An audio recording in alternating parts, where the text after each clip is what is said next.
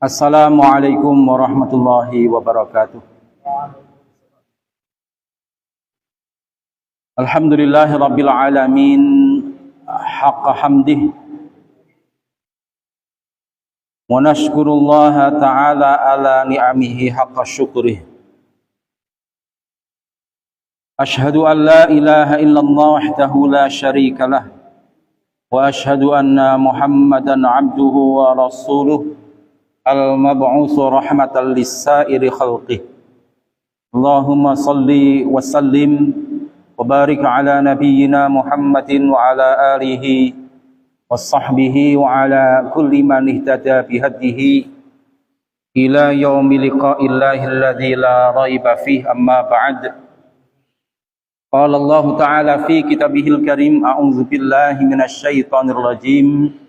Ya ayyuhalladzina amanu ittaqullaha haqqa tuqatih wa la tamutunna illa wa antum muslimun. Fa'usi nafsi wa iyyakum bitaqwallah faqad fazal muttaqun. Hadirin ma'asyiral muslimin jamaah rahimakumullah. Alhamdulillah, segala puji milik Allah Subhanahu wa taala atas limpahan semua karunia yang nikmatnya Allah Ta'ala berikan kepada kita. Malam hari ini kita bisa kembali hadir di Majelis Al-Ilhas untuk melaksanakan kajian rutin tanpa ada halangan suatu apapun. Salat dan salam semoga senantiasa terlimpah curahkan pada junjungan kita baginda agung Nabi Muhammad sallallahu alaihi wasallam, keluarga beliau, sahabat beliau, dan juga semoga melimpah pula kepada kita semua seluruh umat beliau ila yaumil qiyamah. Mari kita awali dan buka bersama kajian kita ini dengan bersama-sama membaca basmalah. Bismillahirrahmanirrahim. Setelah selesai kita mengkaji bab tentang sholat jamaah dan sholat Jum'ah secara urutan di dalam HPT, mestinya yang dibahas adalah bab zakat. Namun zakat justru telah kita kaji di awal sebelumnya, dulu ketika menjelang Ramadan. Demikian pula setelahnya, mestinya setelah zakat adalah kitabus syiyam, bab tentang puasa. Namun sebagaimana kemarin, untuk secara berurutan nyambung, setelah sholat fardu, sholat jamaah, sholat Jum'ah, kita lanjutkan dengan sholat tatawwu atau sholat sunnah. Yang ini mestinya justru menjelang akhir, di halaman 300-an, sebelum membahas tentang hasil keputusan tarjih wiradisa. Baik, kita masuki bab tentang sholat tatawwu. Ma'asyiral muslimin jamaah rahimakumullah. Sholat tatawwu secara bahasa, tatawwu itu artinya menunjukkan ketaatan. At-takalluf bit-tha'ah, menunjukkan ketaatan. Kenapa sholat disebut dengan sholat tatawwu? Karena sholat ini hukumnya tidak wajib. Jika kita mengerjakan tambahan di luar wajib, ini menunjukkan sikap ketaatan kita kepada Allah lebih dari sekedar yang wajib. Maka disebut dengan sholat tatawwu. Lah, istilah tatawwu ini juga yang genuine, yang asli, disebut dalam Al-Quran maupun hadis Rasul Sallallahu Alaihi Wasallam. Misal dalam Al-Quran, ketika Allah menuntunkan bagi orang yang berpuasa ada uzur karena ketidakmampuan faktor fisik misal, Allah Ta'ala memberikan kewajiban pengganti untuk memberi fidyah, tebusan berupa makanan kepada satu orang miskin setiap satu hari yang ditinggalkannya. Wa 'alal ladzina yutiqunahu fidyatun ta'amu miskin. Kemudian masih dalam ayat yang sama Allah Ta'ala firmankan, wa man tatawwa'a khairan fahuwa khairul lahu wa antasumu khairul lakum in kuntum ta'lamun. Wa an tatawwa'a khairan, dan jika kalau kalian menambah ibadah ketaatan lebih daripada yang sekedar wajib, hanya memberi makan, khairan dengan mengerjakan yang terbaik, fahuwa khairul lah, maka tatawwu kaitannya dengan memberi fidyah tidak hanya makanan saja, tapi ditambahi dengan lauk pauk, ditambahi dengan minuman dari sekedar batas minimal, itu yang wajib, itu yang terbaik. Demikian pula nanti terkait dengan dalam sunnah Nabi, ini istilah tatawwu juga yang genuine, yang asli disebutkan dalam sunnah Nabi Sallallahu Alaihi Wasallam. Ketika ada orang Arab dusun, Arab Badui bertanya kepada Nabi, nanti kita sampai pada hadisnya, namun kita singgung di awal. Orang Arab Badui itu bertanya tentang kewajiban apa di dalam Islam. Nek mlebu Islam niku kewajibannya nopo? Nabi menjelaskan diantaranya khamsu salawatin fil yaumi wal lailah. Kewajiban orang setelah berislam itu adalah mengerjakan sholat 5 kali dalam sehari semalam. Orang tadi masih mengejar pertanyaan yang sama. Hal alayya ghairuha? Apakah bagi saya ada kewajiban selain sholat 5 waktu itu wahai Rasul? Nabi menjawab, Allah illa in tatawwa'a. Tidak ada yang wajib lagi kecuali engkau melakukan tatawwu, yaitu sholat sunnah. Hadirin ma'asyiral muslimin rahimakumullah. Kemudian masih ada istilah sinonim yang muradif, yang searti dengan tatawwu. Misal disebut dengan sholat sunnah atau al-masnunah. Sholat sunnah.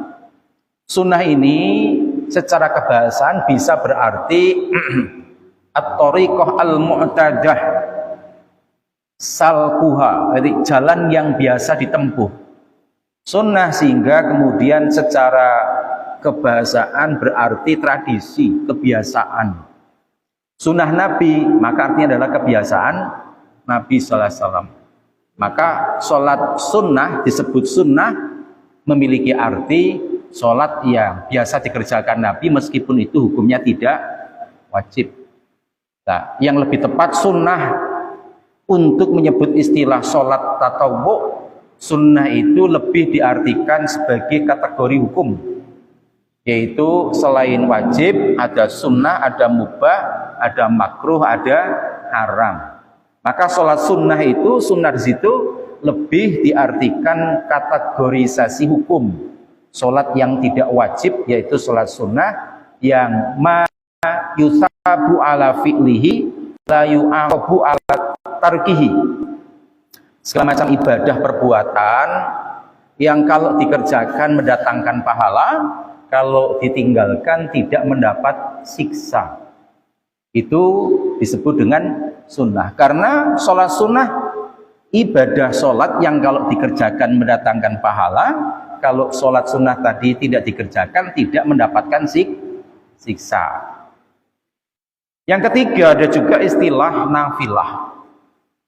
Nafilah ini misal dalam Al-Quran Allah Ta'ala firmankan ketika memerintahkan kepada baginda Nabi untuk mengerjakan sholat. Dalam sholat Allah Ta'ala firman, wa minal laili fatahajjad bihi nafilatan lak asa ayyab'atsaka rabbuka maqaman mahmuda. Wa minal laili, dan dari sebagian waktu malam, fatahajjad bihi, maka gunakanlah olehmu untuk bersungguh-sungguh ibadah wahai Nabi Muhammad, untuk qiyamul lail, tahajud, nafilah. Arti nafilah itu tambahan, sebagai ibadah tambahan laka bagimu, asa ayyab'atsaka, mudah-mudahan dengan ibadah tahajud itu Allah menempatkanmu wahai Nabi Muhammad SAW maqamam mahmuda, maqam kedudukan yang terpuji. Di dalam ayat itu Allah menyebut ibadah sholat qiyamul lail adalah ibadah nafilah tambahan. Hadirin ma'asyiral muslimin rahimakumullah. Ada sebutan lain yang sinonim maknanya searti, yaitu mustahabbah. Mustahab dari kata hab, ahabba yuhibbu, suka senang. Mustahabbah berarti yang disenangi, yang disukai, dicintai oleh Rasul sallallahu alaihi, oleh Allah Subhanahu wa taala. Nanti dalam hadis ada firman Allah, hadis qudsi, yang Allah Ta'ala firmankan, wa ma taqarraba ilayya wa ma taqarraba al-abdu ilayya ahabba mimma aftaradtuhu alaihi, dan tidak ada sesuatu yang digunakan untuk mendekatkan diri oleh seorang hamba kepadaku Allah yang lebih aku cintai yang lebih utama daripada mengerjakan apa yang telah aku wajibkan padanya. Jadi sarana yang paling utama, paling afdol untuk mendekat diri kepada Allah yang mengerjakan dulu yang wajib. Wa ma taqarraba alayya wa ma taqarraba abdi ilayya binawafil hatta uhibbahu. Dan tidaklah seseorang hamba itu ia mendekatkan kepadaku dengan mengerjakan nawafil, ibadah-ibadah sunnah, hatta uhibbahu, sehingga aku akan mencintai hamba itu. Jadi mengerjakan ibadah sunnah itu fadilahnya bukan sekedar menggugurkan kewajiban, namun juga mendatangkan cinta Allah Subhanahu wa ta'ala. Maka ibadahnya disebut dengan ibadah mustahabbah. Setelah itu beberapa istilah yang sinonim. Tarjih memilih istilah tatawwu, istilah yang genuine, yang asli, disebutkan dalam Al-Quran maupun hadis Rasul sallallahu alaihi wasallam. Muqaddimah, pendahuluan. Bismillahirrahmanirrahim. Qala Allah Ta'ala, yang bawa kitab bisa dibuka di halaman 316. Qala Allah Ta'ala, Allah Ta'ala berfirman, ya ayyuhalladzina amanu ruk'u wasjudu wa'budu rabbakum waf'alul khaira la'allakum tuflihun. Allah Ta'ala berfirman, surah Al-Hajj ayat 77, wahai orang yang beriman, rukuklah kalian serta sujudlah dan beribadahlah, sembahlah Tuhan kalian Allah Ta'ala. Jadi perintah yang kalau kita fahami untuk rukuk sujud, artinya Allah merintahkan kita untuk sholat serta beribadah dibuktikan dengan ketunduk patuhan kepada Allah Ta'ala. Waf'alul khaira, Allah pun memerintahkan untuk mengerjakan semua jenis amal khair, amal baik, la'allakum tuflihun, agar kita beruntung. Maka ayat ini memerintahkan kepada kita untuk banyak-banyak mengerjakan rukuk sujud, banyak-banyak mengerjakan sholat, tidak hanya yang fardu saja. Kemudian dalam muqaddimah juga disitir ayat 21 surah Al-Ahzab, laqad kana lakum fi rasulillahi uswatun hasanah. Sungguh benar-benar ada bagi kalian pada diri Rasul sallallahu alaihi wasallam uswatun hasanah, suri tauladan yang baik. Liman kana yarjullaha wal yawmal akhir, bagi orang yang mengharap ridho Allah Ta'ala serta mengharap kebahagiaan kelak di hari akhir. Wa dzakarallaha katsira, dan juga banyak mengingat kepada Allah. Di ayat ini isinya adalah perintah Allah kepada kita untuk mencontoh baginda Rasul sallallahu alaihi wasallam. Kenapa ayat ini dikutip di dalam muqaddimah? Karena menyangkut ibadah, yaitu ibadah sholat yang hukumnya sunnah. Meskipun sunnah, karena itu ibadah, agar ibadah itu diterima oleh Allah, maka ada dua syarat yang harus kita penuhi. Yang pertama, ikhlas mengerjakannya semata-mata karena Allah. Yang kedua, mengerjakannya pun mengikuti petunjuk contoh baginda Rasul sallallahu alaihi wasallam. Hadirin rahimakumullah. Uswatun hasanah di dalam Al-Quran Allah Ta'ala gunakan untuk menyebut pada dua sosok, yakni baginda Nabi Muhammad SAW dan Nabi Ibrahim alaihissalam. Laqad kana lakum uswatun hasanatun fi Ibrahim walladina ma'ah. Sungguh benar-benar ada bagi kalian suri tauladan yang baik pada diri Nabi Ibrahim dan orang-orang yang bersama beliau. Dalam bahasa Arab, suri tauladan, contoh itu ada dua istilah yang sering digunakan, qudwah dan uswah. Podo-podo arti ini panutan. Qada yakudu qaid itu artinya panglima. Panglima kenapa disebut qaid? Karena sing dinut. Maka panutan itu bahasa Arabnya qudwatun.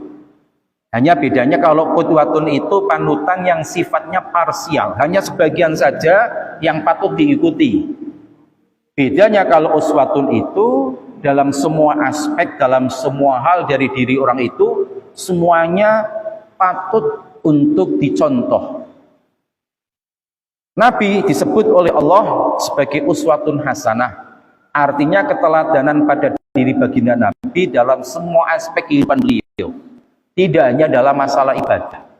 Bagaimana beliau dahar makan, bagaimana beliau minum, itu pun menjadi panutan bagi kita semua. Nah, berbeda kalau disebut dengan qudwah. Qudwah itu panutan yang hanya parsial, sebagiannya saja. Ada orang misal contoh dalam hal sergap gawe ini, tapi ibadah ayo, maka bisa saja orang itu menjadi contoh. Ini nyambut gawe contohnya si akeh delok ke sergap nek nyambut gawe. Nah, contoh yang sifatnya parsial semacam itu dalam bahasa Arab disebut dengan qudwah.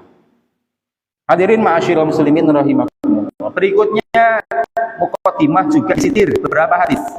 Satu diantaranya adalah hadis riwayat Imam Muslim dari jalur sahabat Rabi'ah bin Ka'ab al-Aslami. Kalau bercerita Rabi'ah, kuntu aku abitu pernah bermalam ma'a Rasulillah bersama Rasul sallallahu alaihi wasallam. Fa'ataituhu lajeng aku sowan ngaturi Nabi biwudu'ihi. Nek wawune di fathah wudu itu berarti air wudu. Kalau di dhammah wawune wudu itu perbuatan wudunya. Fa'ataitu biwudu'i, aku mendatangi beliau dengan air wudu beliau. Wahajati, dan juga keperluan beliau yang lainnya. Faqala li, maka Nabi bertanya kepadaku, bersabda, sal jalu'o siro, mintalah kamu, minta apa? Fakultu, maka aku pun menjawab, kira-kira ditawari Nabi pak njaluk apa? Sing disuwun apa Bapak Ibu? Ini kan tuntunan, meskipun itu orang besar, orang yang memiliki jabatan, apalagi sosok baginda Nabi, jabatan duniawi ukhrawi beliau sandang, ketika ada sahabat yang membantu, beliau pun berterima kasih.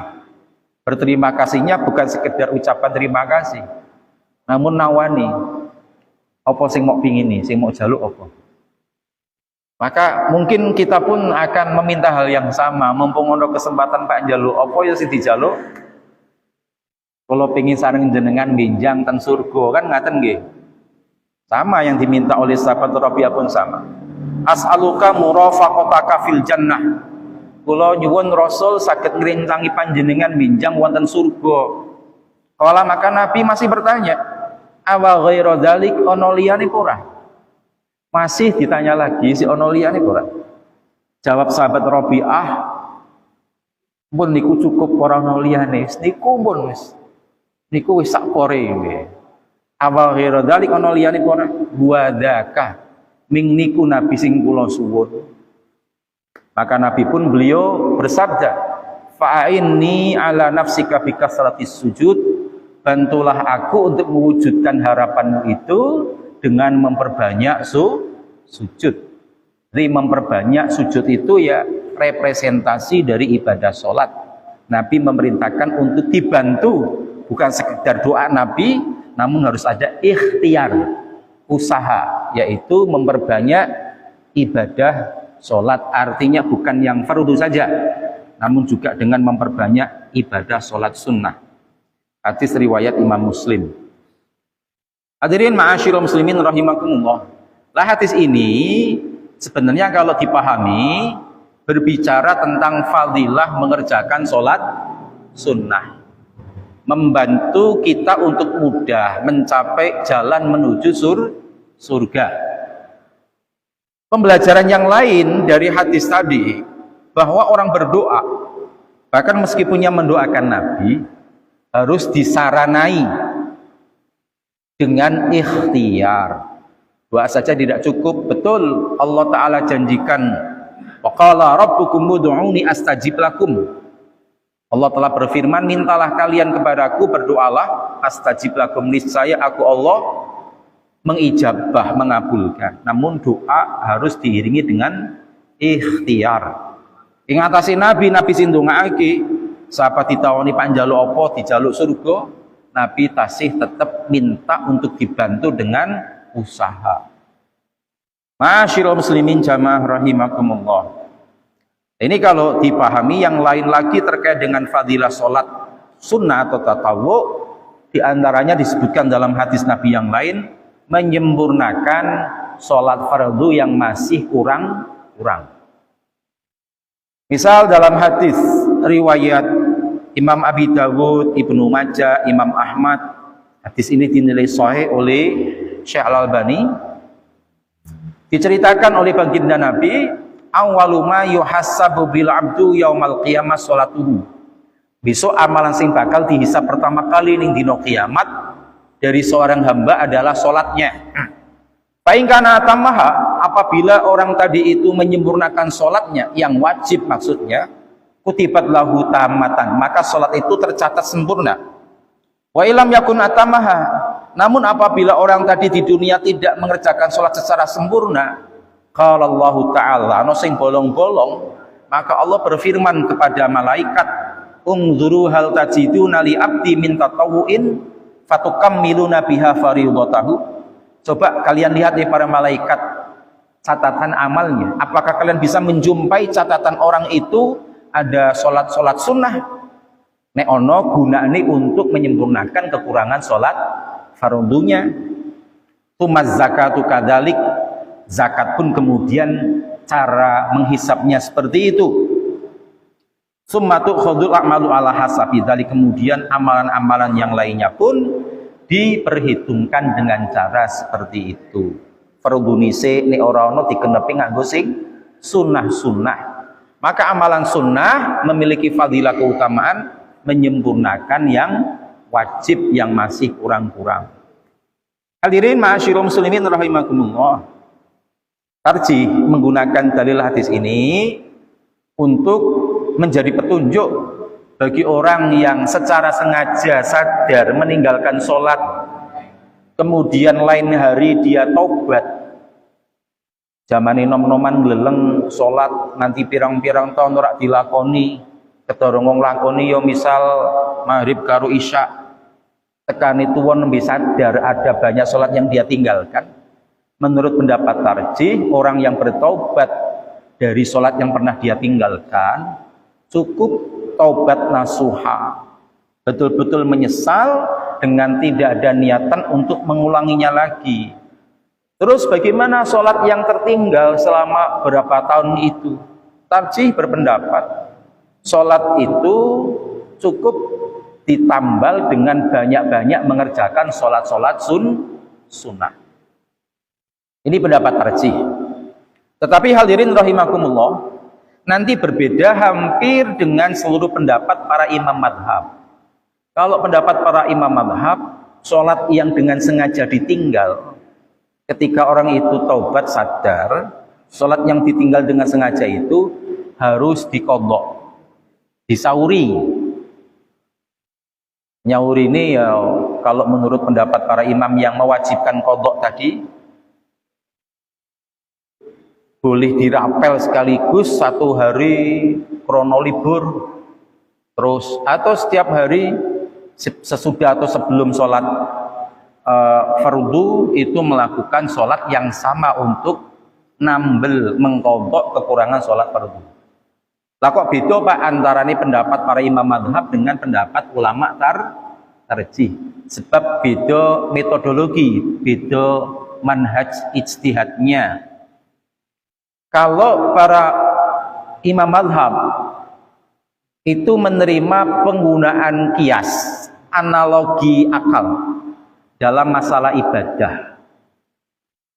Tarjih menerima kias, tetapi tidak digunakan dalam masalah ibadah. Ibadah itu harus rigid, mengikuti petunjuk dalil. Pramila para ulama madhab krono nggunakake kias, nggunakake akal, maka adanya dalil Nabi mestinya qadha kalau mengikuti dalil Nabi itu hanya berlaku bagi orang yang tertidur atau terlupa. Man nasiya au nama, barang siapa yang tertidur, terlupa atau tertidur, kemudian dia meninggalkan sholat di saat dia tertidur atau lupa, maka saat dia teringat atau dia terbangun adalah saat dia mengerjakan sholat, meskipun waktu sholatnya sudah habis. Nah, mengerjakan sholat di luar waktunya itu namanya qadha. Mengerjakan semua ibadah di luar waktunya namanya qadha. Poso krono loro ngerjak gini di bulan Syawal namanya qadha puasa. Demikian pula wong keturun tertidur saat durungi zuhur jam 11 turu tangi-tangi wis jam 4 sore.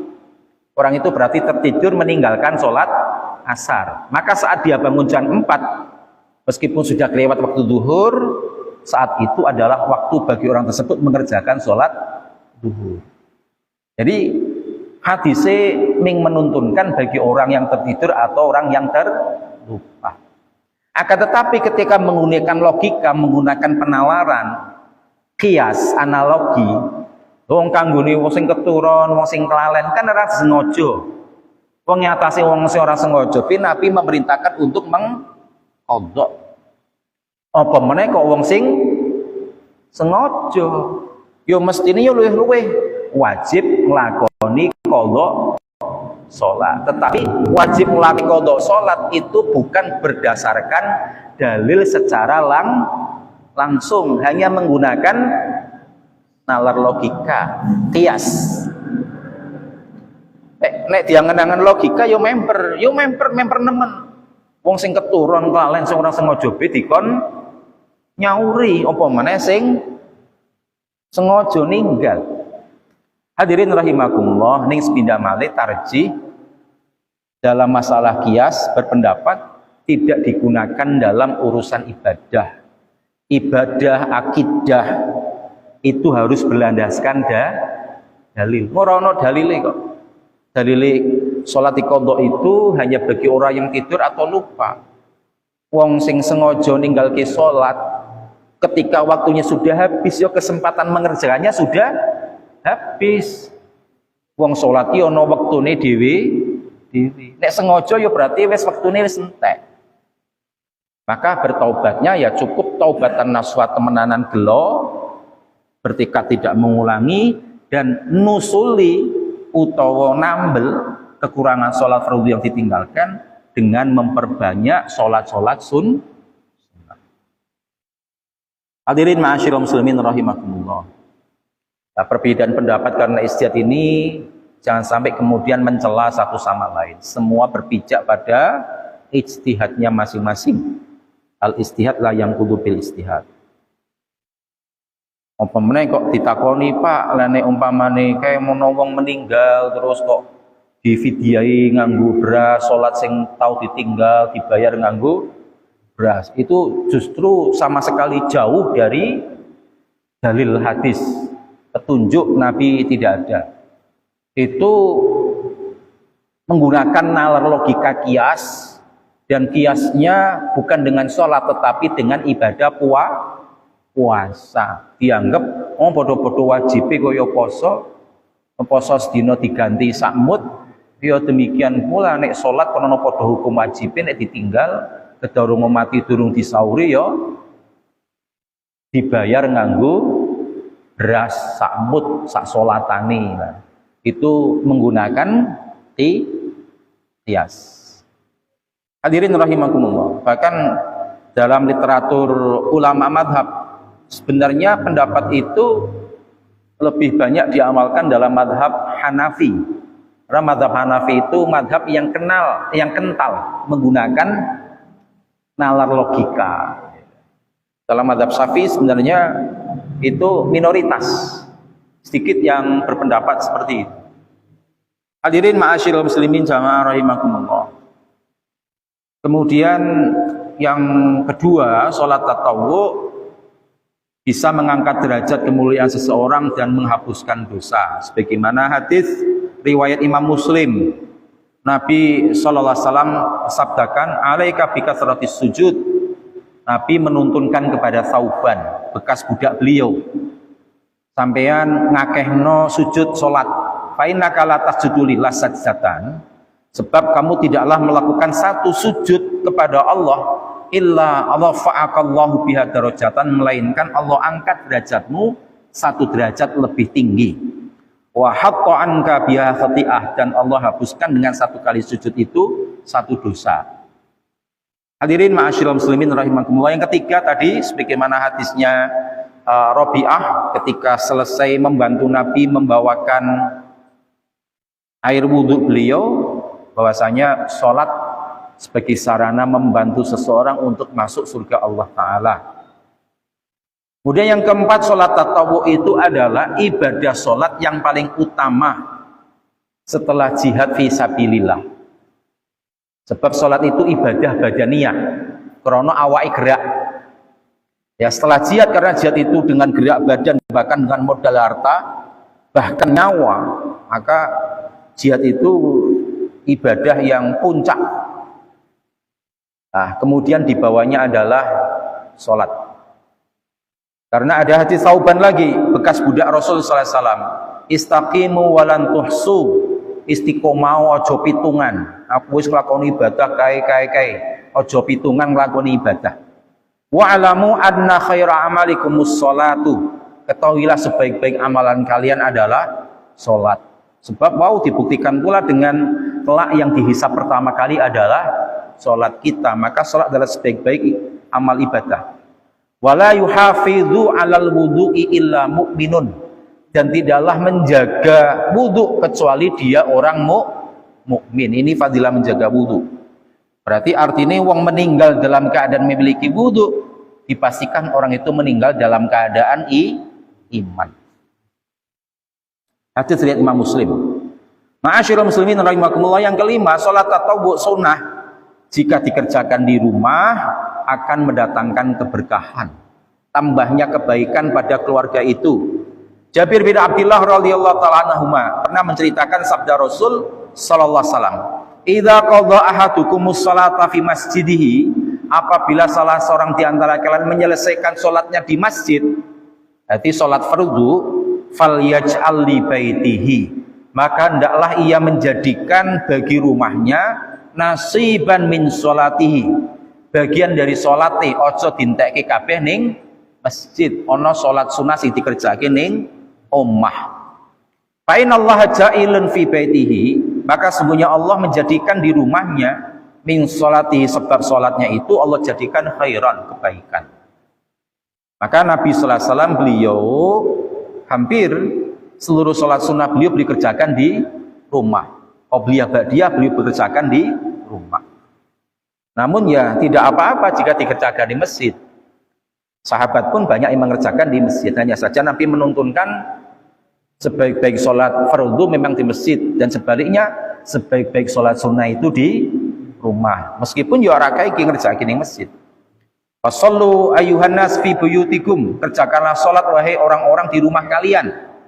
Fa inna afdhala sholatil mar'i fi baiti, sungguh sebaik-baik sholat seseorang adalah di rumahnya, ilal maktubata, kecuali sholat fardu.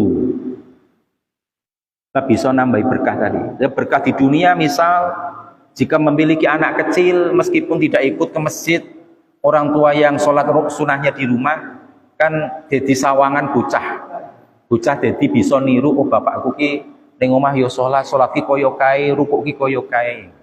Secara tidak langsung memberikan edukasi pembelajaran berupa suri keteladanan kepada anak-anak di rumah.